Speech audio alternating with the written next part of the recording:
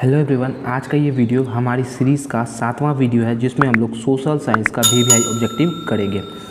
इसके पहले हमने 6 वीडियो और डाला था सोशल साइंस को लेकर के, सोशल साइंस का ऑब्जेक्टिव को लेकर के। नहीं देखे हैं तो प्लेलिस्ट का लिंक नीचे डिस्क्रिप्शन में मिल जाएगा, वहाँ जाके ज़रूर देख लीजिएगा। जो भी क्वेश्चन हम लोग पिछले वीडियो में किए थे या जो भी क्वेश्चन आगे करेंगे, सारा का सारा क्वेश्चन PYQ है, मतलब प्रीवियस ईयर क्वेश्चन है, पिछले सालों में पूछा गया है। तो आपको तो पता ही है कि बोर्ड का जब एग्ज़ाम होता है तो प्रीवियस ईयर क्वेश्चन ही बार बार रिपीट होकर के आता है, तो बहुत इंपॉर्टेंट सेशन होगा, जाके ज़रूर देख लीजिएगा।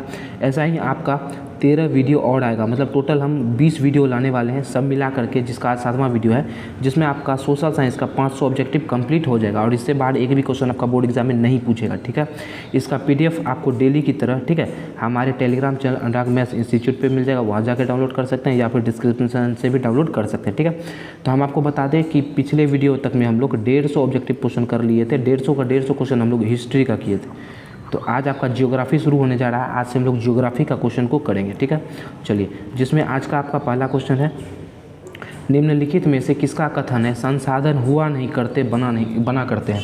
मतलब इस सब में से कौन आदमी ऐसा था जो ये बात बोला था कि संसाधन हुआ नहीं करते बना करते हैं। हाय, किसने कहा था बाबू?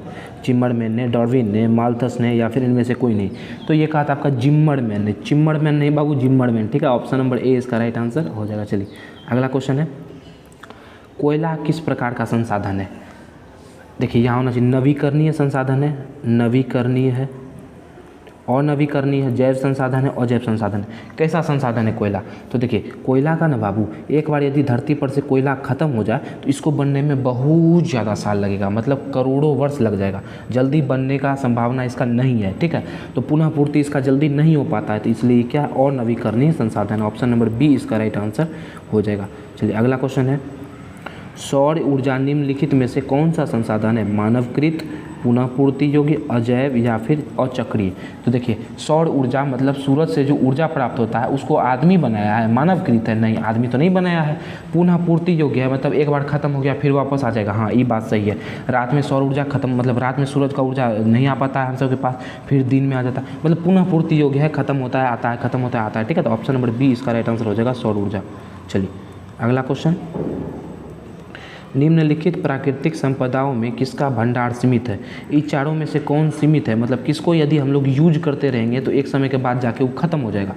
कोयला, हवा, मिट्टी या फिर सौर शक्ति? तो भैया सूरज का शक्ति हम लोग यूज करते रहेंगे, एक समय बाद जाके ख़त्म हो जाएगा, ऐसा तो संभव नहीं है, सौर शक्ति होगा नहीं। मिट्टी, अब मिट्टी का यूज़ करते जाएंगे, एक समय बाद जाके ख़त्म हो जाएगा, ऐसा होगा? नहीं होगा। सब चीज़ मिट्टी और बन जाता है, मिट्टी और बढ़ सकता है, लेकिन ख़त्म कभी नहीं हो सकता है, तो ये भी नहीं होगा।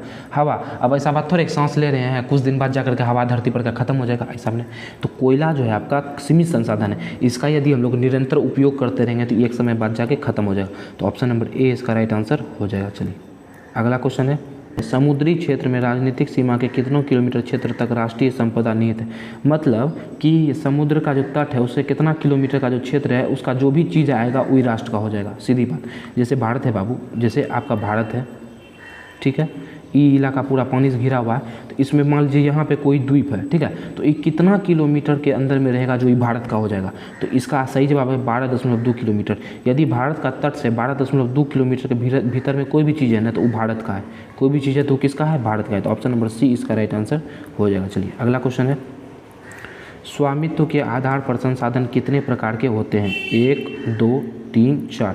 आपको बताना है कि स्वामित्व के आधार पर क्या प्रकार का होता है। स्वामित्व के आधार पर संसाधन को 4 भाग में बांटा गया। ऑप्शन नंबर डी इसका राइट आंसर हो जाएगा। चलिए, अगला क्वेश्चन है, द पॉपुलेशन बम नामक पुस्तक किस वर्ष प्रकाशित हुई थी? पॉपुलेशन बम पुस्तक जो प्रकाशित हुआ था वो किस वर्ष हुआ था? 1958 में, 1978 में, 1987 में, 1968 में? किस वर्ष हुआ था बाबू? तो ये हुआ था 1968 में। ऑप्शन नंबर इसका डी राइट आंसर हो जाएगा। अगला क्वेश्चन है, संसाधन नियोजन के कितने स्तर हैं? 1, 2, 3, 4। संसाधन नियोजन का कैगो स्तर है? संसाधन नियोजन का 3 स्तर। ऑप्शन नंबर सी इसका राइट आंसर हो जाएगा। इस क्वेश्चन याद करते हुए चलेंगे। अगला क्वेश्चन है, तृतीय पृथ्वी सम्मेलन कहाँ हुआ था? क्योटो में हुआ था, न्यूयॉर्क में हुआ था, ब्राज़ील में हुआ था, या फिर जोहान्सबर्ग में हुआ था? तो पृथ्वी का तृतीय सम्मेलन हुआ था आपका जोहान्सबर्ग में। ऑप्शन नंबर डी इसका राइट आंसर हो जाएगा। यदि आपसे पूछ दे पहला कब हुआ था, तो पहला कहाँ हुआ था? तो पहला हुआ था ब्राज़ील में। कहाँ हुआ था बाबू? ब्राज़ील में हुआ था। ठीक है, तो अभी आप तृतीय पूछा है तो जोहान्सबर्ग में हुआ था। अगला क्वेश्चन है, पंजाब किस प्रकार के संसाधन के मामले में गरीब है, मतलब कौन ऐसा संसाधन है जो पंजाब के पास में नहीं है, गरीब है मतलब वहाँ पे नहीं है, यही तो हुआ गरीब ना। देखिए कृषि, भैया एक बात बता दें आपको, पंजाब और हरियाणा का ना 80% भूमि पे तो खेती ही होता है, ठीक है, तो कृषि के मामले में तो संपन्न है, ये तो नहीं होगा। जल, अब देखिए पंजाब से होकर के सिंधु नदी और इसका सहायक नदी बहता है, 7 गो सहायक नदी, 5 गो सहायक नदी, झेलम, चेनाब, रावी, ये सब उधर से बहता है, ठीक है। तो ऑप्शन नंबर सी जल, जल भी नहीं होगा, जल का तो भरपूर मात्रा है वहाँ पे, सिंधु नदी बहती है। मानव, अब श्रम का, आदमी का भी कोई कमी पंजाब में नहीं है, ठीक है, तो ऑप्शन नंबर डी नहीं होगा।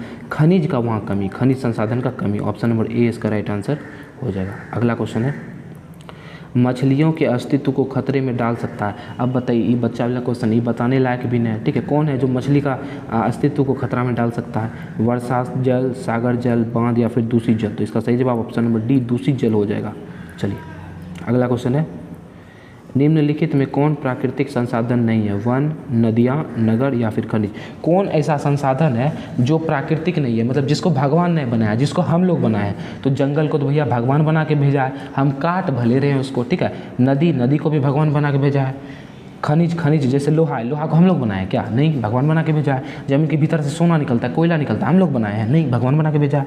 मतलब वो प्रकृति में है, वो तो प्राकृतिक संसाधन हुआ। कौन नहीं है? तो नगर, अरे भैया नगर हम लोग बनाए हैं, नगर जो है हम लोग बनाए हैं, ठीक है। ऑप्शन नंबर सी इसका राइट आंसर हो जाएगा।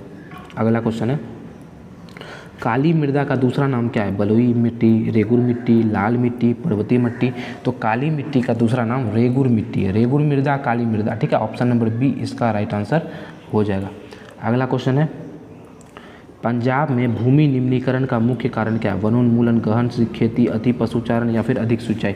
तो बात करें पंजाब में भूमि निम्नीकरण की, तो इसका मुख्य कारण है अधिक सिंचाई, ठीक है, वहाँ ज़्यादा सिंचाई का जरूरी पड़ता है। चलिए अगला क्वेश्चन है, भारत में सर्वाधिक क्षेत्रफल किस मिट्टी का, सर्वाधिक क्षेत्रफल पर किस मिट्टी का विस्तार है?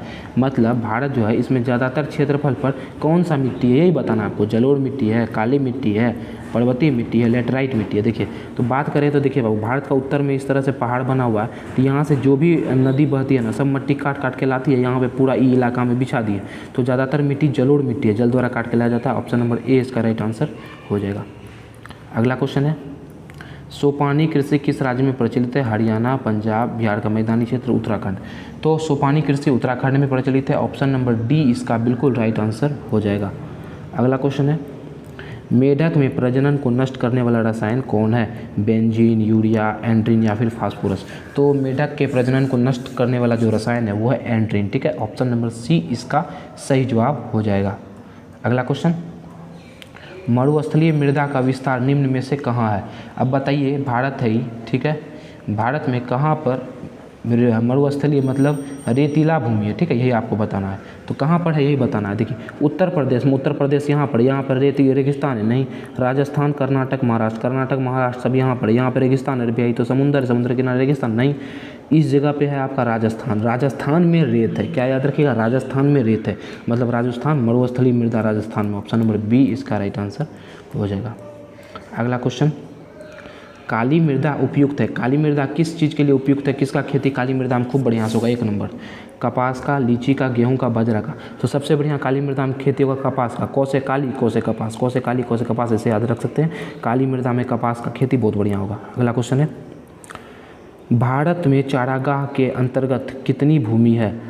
4.71%, यहाँ पॉइंट होना चाहिए, 4.71%, 12%, 19%, 26%। देखिए तो चारागाह के लिए 4% याद रखेंगे, क्या याद रखेंगे? चारागाह के लिए 4%, ठीक है। तो ऑप्शन नंबर ए इसका राइट आंसर हो जाएगा, 4.71%। चलिए अगला क्वेश्चन है, भारतीय कृषि का राष्ट्रीय उत्पाद में योगदान है। भारत कृषि का राष्ट्रीय उत्पाद में कितना योगदान है? 10%, 22%, 35%, 41%। तो आपको बताना है कि जो राष्ट्रीय उत्पाद है उसमें भारत का जो कृषि है उसका कितना योगदान है। तो उसका योगदान है 22%। ऑप्शन नंबर बी इसका राइट आंसर हो जाएगा। अगला क्वेश्चन है, भारत में कुल क्षेत्रफल के कितने प्रतिशत भूमि पर कृषि की जाती है? भारत का टोटल एरिया का कितना परसेंट भूमि पर जो है खेती किया जाता है, यही आपको बताना है। ठीक है, तो कितना परसेंट एरिया पे किया जाता है बाबू? 47% एरिया पे। ऑप्शन नंबर ए इसका राइट आंसर हो जाएगा। टोटल भारत जो है ना उसका 47% एरिया पर खेती किया जाता है। रंग के आधार पर इनमें कौन मिट्टी का एक वर्ग नहीं है? देखिए आप लोग लाल मिट्टी सुने होंगे, पीली भी होता है, भूरी मिट्टी भी होता है, लेकिन हरी मिट्टी नहीं होता है। ठीक है, तो option number D right answer हो जाएगा। हरी मिट्टी जो है मिट्टी का वर्ग नहीं है। अगला क्वेश्चन, पंजाब और हरियाणा की कितनी प्रतिशत भूमि पर फसलें उगाई जाती है? टोटल पंजाब और हरियाणा का, यहाँ पर पंजाब है उसे पंजाब यहाँ पर है, उसके नीचे हरियाणा है, इस सब इलाका में कितना परसेंट भूमि पर जो है आपका फसल उगाया जाता है? तो टोटल 80% एरिया पर जो है फसल उगाया जाता है। ऑप्शन नंबर डी इसका राइट आंसर हो जाएगा। आज का लास्ट क्वेश्चन बेहद ही आसान क्वेश्चन, और कोई भी बच्चा हल्का सा दिमाग लगाएगा तो ये क्वेश्चन को बना देगा। ठीक है, किस राज्य में सीढ़ीनुमा खेती की जाती है? अब देखिए सीढ़ीनुमा खेती क्या होता है, तो कहीं भी पहाड़ है, ठीक है, तब उसमें यदि यहाँ पे सिंचाई का जरूरत होगा तो पानी डालेंगे तो पानी तो बह जाएगा, तो पानी बहे नहीं इसके लिए ज़मीन को बना दिया जाता है ऐसा, ऐसे बराबर कर दिया, फिर थोड़ा दूर जाके ऐसे समतल कर दिया, फिर कोर की मिट्टी ऐसे बराबर कर दिया, तो पानी यहाँ डालेंगे तो यहीं रह जाएगा, यहीं पर रह जाएगा, यहीं पर रह जाएगा, इस तरह से सीढ़ी टाइप का आकृति बनता है। तो ये कैसा इलाका में होगा? पहाड़ी इलाका में। अब इस सब में से पहाड़ी इलाका खोज लीजिए। पंजाब में पहाड़ है, हरियाणा में पहाड़ है, नहीं पूरा मैदानी क्षेत्र है, बिहार में पहाड़ है, नहीं पूरा मैदानी क्षेत्र है, तो उत्तराखंड एक ऐसा जगह बचता है जहाँ पर सीढ़ीनुमा खेती हो सकता है। तो ऑप्शन नंबर सी इसका बिल्कुल राइट आंसर हो जाएगा। ठीक है, तो उम्मीद है आज का वीडियो आपको पसंद आया होगा, तो वीडियो को लाइक कर देंगे। अभी आपका बहुत सा वीडियो ऐसा आना बाकी है जिसमें हम लोग VVI ऑब्जेक्टिव क्वेश्चन करेंगे। वैसे बता दें अभी आपका सिर्फ जियोग्राफी का ही जो है लगभग में 150 ऑब्जेक्टिव आएगा। ठीक है, तो बेहद ही इंपॉर्टेंट चैनल है हमारा आपके लिए, तो इसको सब्सक्राइब भी कर ही लेंगे। तो मिलेंगे आपसे अगले वीडियो में, तब तक हंसते रहिए, मुस्कुराते रहिए। जय हिंद, जय भारत।